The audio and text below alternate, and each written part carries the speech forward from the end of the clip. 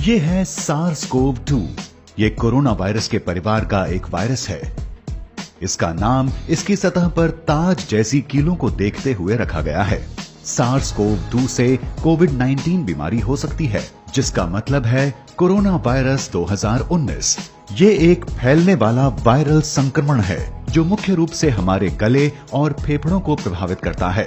जब आप corona virus के संपर्क में आते हैं तो आपके शरीर में क्या होता है?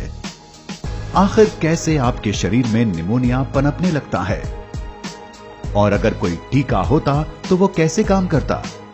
सभी वायरसों की तरह कोरोना वायरस भी जीवित सेल यानी कोशिकाओं को संक्रमित कर अपनी संख्या बढ़ाते हैं। चलिए करीब से देखते हैं। वायरस के अंदर आनुवांशिक सामग्री या जेनेटिक मटेरियल होती है जिससे ये अपने जैसों की संख्या बढ़ा सकें। वायरस के एक इंसान से दूसरे इंसान के अंदर जाते वक्त प्रोटीन की एक ठोस परत इस जेनेटिक मटेरियल को सुरक्षित रखती है। एक बाहरी कवर होने से ये वायरस कोशिकाओं की झिल्ली यानी सेल मेम्ब्रेन को संक्रमित कर पाते हैं। इस बाहरी कवर के अंदर से प्रोटीन के कणों की कीलें निकली होती हैं। कोरोना वायरस के लिए ये कीलें यहां दिख रही कीलों से कहीं ज्यादा बड़ी होती हैं। लेकिन किसी आम इन्फ्लुएंजा का वायरस और ये नया वायरस दोनों ही अपनी इन कीलों का इस्तेमाल एक चाबी की तरह करते हैं और आपके शरीर की कोशिकाओं में घुस आते हैं। यहां ये शरीर को आंतरिक रूप से प्रभावित करते हुए नए वायरस को बनाने में लग जाते हैं। जब एक संक्रमित व्यक्ति बात करता है, खांसता है या छींकता है तो वायरस की छोटी बूंदें आपके मुंह या नाक से होते हुए आपके फेफड़ों में जा सकती हैं। एक बार आपके शरीर में आने पर यह वायरस आपके गले, नाक और फेफड़ों की कोशिकाओं के संपर्क में आ जाएगा। वायरस की सतह की एक कील आपकी स्वस्थ सेल मेम्ब्रेन में किसी ताले पर चाबी जैसा रोल अदा करेगी। इससे वायरस आपके सेल में घुस आएगा। एक आम फ्लू वायरस आपके सेल की बाहरी परत से एक कवच बनाकर आपके सेल के केंद्र या न्यूक्लियस में जाता है, जो कि सबसे अहम हिस्सा होता है। इसके बाद वायरल कवच और मेम्ब्रेन मिल जाते हैं और सेल के न्यूक्लियस में प्रवेश कर लेते हैं। वहीं दूसरी तरफ कोरोना वायरस को किसी होस्ट सेल के न्यूक्लियस में प्रवेश करने की जरूरत नहीं होती। ये सीधे होस्ट सेल के राइबोसोम नाम के हिस्सों तक जा सकते हैं। राइबोसोम वायरस की जेनेटिक सूचना का इस्तेमाल करते हुए वायरल प्रोटीन बनाते हैं, जैसे कि वायरस की सतह पर रहने वाले कील। इसके बाद सेल के अंदर मौजूद एक पैकेजिंग आकृति इन कीलों को वेसिकल्स में ले जाती है, जो कि सेल की बाहरी परत यानी मेम्ब्रेन से मिल जाते हैं। वो सभी हिस्से जिनकी जरूरत एक नया वायरस बनाने के लिए होती है, वो आपकी सेल मेम्ब्रेन के ठीक नीचे इकट्ठे हो जाते हैं। फिर एक नया वायरस सेल मेम्ब्रेन से अलग होते हुए जन्म लेने लगता है। अब जब ये वायरस आपके शरीर में फैल रहा होता है तो कैसे आपको निमोनिया के लक्षण महसूस होने लगते हैं? इसके लिए हमें आपके फेफड़ों को देखना होगा। हमारे दोनों फेफड़ों में अलग अलग सेक्शंस होते हैं जिन्हें लोब कहा जा सकता है।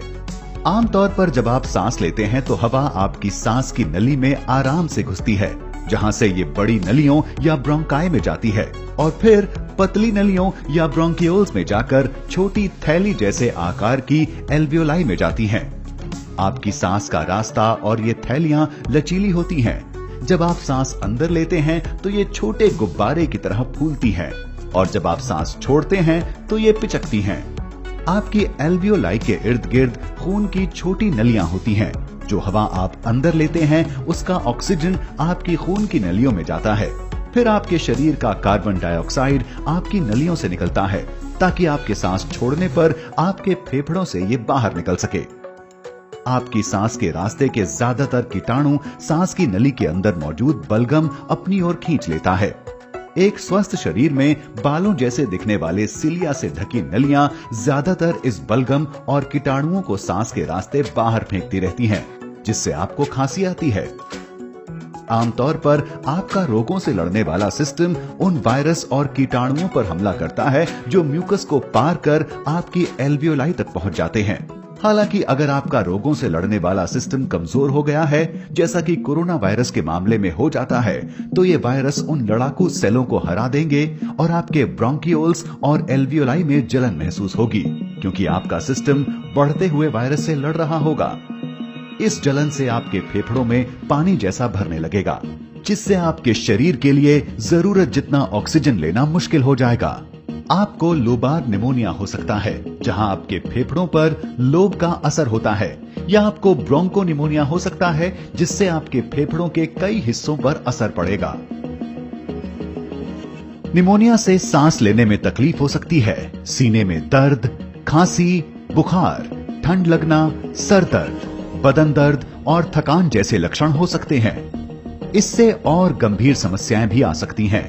जब सांस लेने में बहुत ज्यादा परेशानी हो तो सांस न आने का खतरा बढ़ सकता है, जहां आपको वेंटिलेटर नाम की एक मशीन पर निर्भर होना पड़ेगा।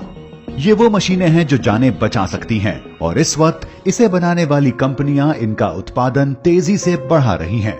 आप में ये लक्षण दिखेंगे या नहीं, ये कई बातों पर निर्भर करता है, जैसे कि आपकी उम्र, या ये कि आपका स्वास्थ्य पहले से ठीक था या नहीं। जहां ये सब सुनने में डरावना है, वहीं एक सुकून की बात यह भी है कि कोरोना वायरस का टीका बनाने के लिए तेजी से कोशिशें जारी हैं। दूसरे कोरोना वायरस पर शोध से कई जानकार ये मानते हैं कि वो लोग जो SARS-CoV-2 के संक्रमण से ठीक हो चुके हैं, वो दोबारा संक्रमण से सुरक्षित हो सकते हैं। लेकिन ये धारणा बनाने के लिए सबूतों की जरूरत होगी, और शोध से ऐसा नहीं दिखाई देता। कोरोना वायरस के खिलाफ एक संभावित टीके को लेकर कई तरह की अटकलें हैं। इसमें एक आम धारणा यह है कि अगर इसी वायरस के कमजोर वर्जन के टीके लगाए जाएंगे तो इससे ये वैक्सीन आपके शरीर को इस वायरस से लड़ना भी सिखा देगी, और ये इतना कमजोर होगा कि आप इससे प्रभावित भी नहीं होंगे।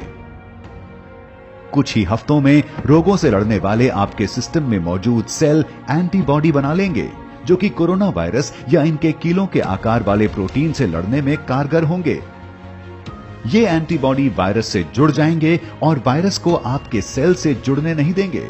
आपका इम्यून सिस्टम इसके बाद इन एंटीबॉडी से मिलने वाले सिग्नलों के जरिए वायरस से जीतने लगेगा। इसके बाद अगर आप असल वायरस से संक्रमित हो जाते हैं तो आपका शरीर इसे पहचान लेगा और इसे खत्म कर देगा। दूसरे शब्दों में, आपका इम्यून सिस्टम अब तैयार होगा। अब वैज्ञानिकों को जो वक्त लग रहा है वो इसके सबूत जुटाने में लग रहा है कि ये मुमकिन, सुरक्षित और कारगर होगा या नहीं। इस महामारी के दौर में टीके को बना पाना वक्त के खिलाफ एक दौड़ जैसा है। टीके के विकास की तरफ बढ़ते हर कदम में सालों नहीं तो महीनों का वक्त तो लग ही जाता है। एक इबोला के टीके ने 5 साल में तैयार होकर रिकॉर्ड तोड़े थे। आशा है कि कोरोना वायरस का टीका ये पिछला रिकॉर्ड तोड़ता हुआ 12 से 18 महीनों में तैयार हो जाएगा। इस सब में तो वक्त लगने वाला है, लेकिन अगर संभव हो तो आप घर में रहें और उन्हें बीमारी से दूर रखें जिन्हें खतरा ज्यादा है। और हां, कम से कम 20 सेकंड तक अपने हाथों को जितनी बार हो सके धो लिया करें। अगर आप 1 साल तक ऐसा नहीं करते तो क्या होगा?